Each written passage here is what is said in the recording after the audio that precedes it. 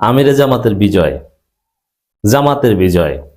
দর্শক, কয়েক ঘন্টার উত্তেজনার পরিসমাপ্তি ঘটেছে আমিরে জামাতের একটা ফেসবুক পোস্টে। আপনারা জানেন যে রয়টার্সকে আমিরে জামাত একটা সাক্ষাৎকার দিয়েছে। সেই সাক্ষাৎকার প্রচারের পর রয়টার্স নিজেরা করেনি, কিন্তু বাংলাদেশের গণমাধ্যমগুলো তারা যে কতটা নোংরা, কতটা তথ্য সন্ত্রাসী, কতটা বিকৃতকারী, এটা তারা জাতির সামনে প্রচার করে দিয়েছে। আর তাদের এই বিকৃত হলুদ সাংবাদিকতা গ্রহণ করেছে চরমোনাই এবং বিএনপি। চরমোনাই এবং বিএনপির লোকজন প্রচার করেছে জামাতের আমির গোপন বৈঠক করে, দিল্লি না ঢাকা, ঢাকা না পিন্ডি, এভাবে ট্রল করছে। অথচ আপনি যদি সঠিক খবর দেখেন তাহলে আমিরে জামাতকে স্যালুট দিতেন আপনি, যেটা কোনো রাজনীতিবিদ পারেনি আমিরে জামাত করেছেন। অথচ এই হলুদ সাংবাদিকতার উপর ভিত্তি করে চরমোনাই যে নোংরামিটা করেছে, এটা জামাতকে মনে রাখতে হবে যে আপনারা যাদেরকে 30 সিট ছাড়তে যাচ্ছেন এরা কতটা নোংরা মানসিকতা দেখেছেন। এরা আনস্মার্ট মিত্র, টাইমলি আপনার পক্ষে দাঁড়াবে তো দূরের কথা, এরা বলছে যে ভারতের সাথে গোপন বৈঠক করেছে, ইসরায়েলের সাথেও গোপন বৈঠক হয়েছে, আমাদের কাছে তথ্য আছে। এই কারণেই জোট হচ্ছে না। জাতীয় রাজনীতি, জাতীয় স্বার্থ, এইসব বিষয়ে কোনো হিসাব নিকেশ চরমনে আছে? নাই। এরা কি নোংরামি, জঘন্যতম আচরণ করছে, সি। কিন্তু আমিরে জামাত সব খেয়ে দিলেন। এখন ওরা কি করবে? কত সুন্দর পরিসমাপ্তি ঘটলো ঘটনাটার। আমিরে জামাতের একটা ফেসবুক পোস্টেই ওদের হলুদ সাংবাদিকতা শেষ হয়ে গেছে। এখন আমিরে জামাতের ফেসবুক পোস্ট সবাই কপি করে নিউজ করছে, এবং সব দ্বিধা দ্বন্দ্ব, রহস্য, প্রোপাগান্ডার ফলে, হলুদ সাংবাদিকতার ফলে যে মিসপারসেপশন তৈরি হয়েছিল এটা সব দূর হয়ে ধুয়ে মুছে সাফ হয়ে যাচ্ছে। এইটি হচ্ছে আমিরে জামাতের বিরাট বিজয়। দেখেন আমিরে জামাতের ফেসবুক পোস্ট, এখান থেকে আরো কিছু জানতে পারলাম যেটা রয়টার্সের মাধ্যমেও জানতে পারেনি।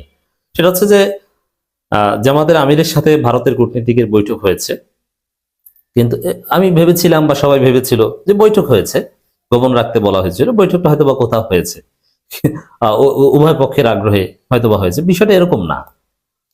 আসলে জামাতের আমিরে বাসায় এসেছে ভারতের কূটনীতিকরা। এখানে এই বৈঠকে কোনো আগ্রহই ছিল না। এর মানে জামাতের আমিরের সিরিয়াল নিয়েছে যে স্যার একটু সময় দেন, আসতে পারি, ঠিক আছে, অমুক দিন আসেন, অমুক দিন ফাঁকা আছে শিডিউল। আরে কালকে তো আমেরিকা আসবে, তারপরে তো ফ্রান্স আসবে, তারপরে ইউরোপীয় ইউনিয়ন আছে, যুক্তরাজ্যের প্রতিনিধি দল আছে, ডেনমার্ক আসবে, ঠিক আছে, ভারত তোমরা 3 দিন পর শিডিউল ফাঁকা আছে। ঘটনাটা ঘটেছে এরকম। কোথায় আসবো? যে জামাতের আমির বাসায় আসবেন। আচ্ছা, আমিরে জামাতের বাসা কাম তার ব্যক্তিগত কার্যালয়, যেখানে বসে পৃথিবীর সমস্ত দেশের কূটনীতিকের সাথে মিটিং করেন, এবং কূটনীতিকরা আমিরে জামাতের কাছে আসেন। দেখেন, জামাত যদি উদ্যোগী হয়ে কোনো মিটিং করে সেটা কিন্তু থার্ড কোনো প্লেসে অথবা ওই এম্বাসিতে যে হবে। গোপন বৈঠক হলে কোনো হোটেল বা কোনো গোপন বাসায় হবে, অথবা গোপন বৈঠক সাধারণত হয় সিঙ্গাপুর, কাতার, মালয়েশিয়া, থাইল্যান্ড, এইসব জায়গায়। কিন্তু আমিরে জামাতের ব্যক্তিগত কার্যালয়ে, তার অফিসে বসে কোনো গোপন বৈঠক হয়, এটা যারা বলবে গোপন বৈঠক, তারা পাগলের ঘরের পাগল, ছাগল। গোপন বৈঠক এইভাবে করে। আর গোপন বৈঠক তো দুই দেশের ইচ্ছা, এখানে তো আমিরে জামাত বা জামাতের কোনো ইচ্ছা ছিল না। ভারত তারা দেখেছে যে বাংলাদেশের ভবিষ্যৎ প্রধানমন্ত্রী তিনি অসুস্থ হয়েছিলেন, তারপরে পৃথিবীর সব দেশ তার সাথে সাক্ষাৎ করতে গিয়েছে, সব দেশের ডিপ্লোম্যাটরা যায়। এখন ভারত যদি না যায় তাহলে তো বিষয়টা স্পষ্ট হবে যে বাংলাদেশের জনগণের সাথে ভারতের কোনো সম্পর্ক নাই। কারণ বাংলাদেশের জনগণের প্রতিনিধিত্বকারী সর্ববৃহৎ দল জামাতের আমিরকে সবাই দেখতে যায়, ভারত দেখতে যায় না। এই বাস্তবতার নিরিখে হয়তোবা ভারতের 2 জন কূটনীতিক গিয়েছেন, কিন্তু তারা অনুরোধ করেছেন যে বৈঠকের খবর বলবেন না। কিন্তু আমিরে জামাত এক পর্যায়ে বলে দিয়েছে, এবং তিনি তখন স্পষ্ট করে বলেছিলেন না, বৈঠক হলে ওপেন হতে হবে, গোপন কোনো খেলায় আমরা রাজি না। মানে গোপনীয়তার বিরুদ্ধে তিনি হুঙ্কার দিয়েছেন। আর আজকে তাকে হলুদ মিডিয়া গোপন বৈঠকে নায়ক বানিয়ে দিয়েছে, ভিলেন বানিয়ে দিয়েছে, আর সেটা চরমোনাই বিএনপি প্রচার করেছে। কতটা জঘন্য! এবার দেখেন, চরমোনাই বিএনপির যারা প্রচার করেছিলেন এখন নাকে খত দিয়ে তওবা করেন, সরি বলেন, তাহলে জাতি আপনাদের মনে রাখবে। আপনাদের এই নোংরামি বাংলাদেশে টিকবে না, এটা নতুন বাংলাদেশ। দেখেন কি ডাক্তার শফিকুর রহমানের ফেসবুক পোস্ট। আন্তর্জাতিক মিডিয়া রয়টার্সকে গতকাল দেয়া এক সাক্ষাৎকারের রয়টার্সের একজন সাংবাদিক আমাকে জিজ্ঞেস করেন, ভারত যেহেতু আপনাদের প্রতিবেশী দেশ, তাদের সঙ্গে আপনাদের কোনো যোগাযোগ আছে কিনা, কোনো কথাবার্তা বা বৈঠক হয় কিনা। আমি বলেছিলাম, গত বছরের মাঝামাঝি সময় আমি অসুস্থ হওয়ার পর চিকিৎসা শেষে যখন বাসায় ফিরি, তখন দেশ বিদেশের অনেকেই আমার সঙ্গে সাক্ষাৎ করতে আসেন। এর মানে এটা স্বাভাবিক, বাট হ্যাঁ, ভারতের সাথে জামাতের ইন্টেনশনাল বৈঠক হতে পারে, ইন্টেনশনাল প্রি শিডিউল ওইভাবে কোনো বৈঠক না। এটা আমিরে জামাতের স্বাস্থ্যের খোঁজ খবর নিতে আসার যে ডিপ্লোমেসি ওইটা, এবং একটা সময় পর্যন্ত আমিরে জামাতের সাথে সবাই আসে ওটা স্বাস্থ্যের খোঁজ খবর নিতে, হ্যাঁ ওইটার মধ্যেই ডিপ্লোমেসি। কিন্তু এমন না যে বিএনপি মহাসচিবের সাথেও বৈঠক হয়েছে, না, এটা শুধু আমিরে জামাতের সাথে। মানে এখানে স্বাস্থ্যগত বিষয়টাই প্রধান, যদিও ওই স্বাস্থ্যগত বিষয়কে পুঁজি করেই ডিপ্লোমেসি। তখন ভারতের দুজন কূটনীতিক আমাকে দেখতে আসেন, আমার বাসায় এসেছিলেন। আর আমির জামাতের বাসায় এসেছিলেন। যে গোপন বৈঠকের কথা আপনারা মনের মাধুরী মিশিয়ে প্রচার করলেন, ওটা আমিরে জামাতের বাসায়, আর বাসায় বসে গোপন মিটিং, ফাজলামির আর জায়গা পান না।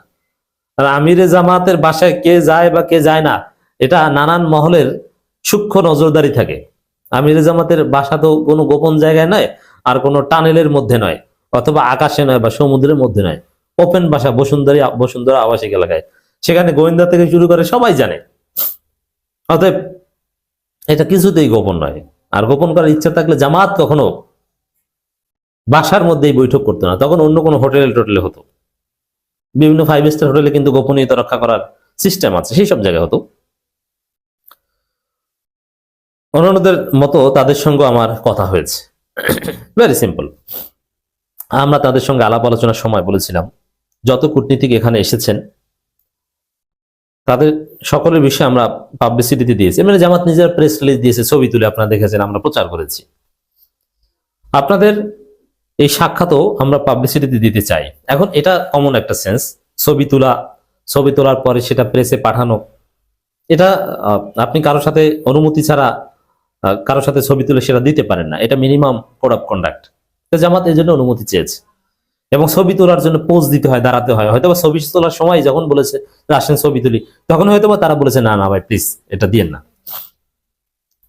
এটা ভারতের দুর্বিসন্ধি, তারা এখানে গোপন রাখতে চায়, কিন্তু আমির জামাত তো ভারতের গোপনীয়তার মুখে চপেটাঘাত করেছেন। আমার তাদের সঙ্গে আলাপ আলোচনার সময় বলেছিলাম, যত কূটনীতিক এখানে এসেছেন তাদের সকলের বিষয়ে আমরা পাবলিসিটি দিয়েছি, তখন এই সাক্ষাৎ পাবলিসিটি দিতে চাই। তখন তারা আমাকে এটি না দেওয়ার জন্য অনুরোধ করেন। আমরা বলেছিলাম পরবর্তীতে যখনই আপনাদের সঙ্গে দুই দেশের স্বার্থ সংশ্লিষ্ট বিষয় বৈঠক হবে তা অবশ্যই পাবলিসিটিতে যাবে, এখানে গোপনীয়তার কিছু নেই। এখন প্রশ্ন করতে পারেন, তাহলে আমির জামাত এটা এখন কেন পাবলিশ করেন, ওই সময় সাথে সাথে বলেন না কেন? দেখেন, দুইজনের সাথে মিটিং হয়েছে, একজন বলেছে যে ভাই দিয়েন না প্লিজ, একদম সাথে সাথে দেয়া এটা একটা অসৌজন্যতা।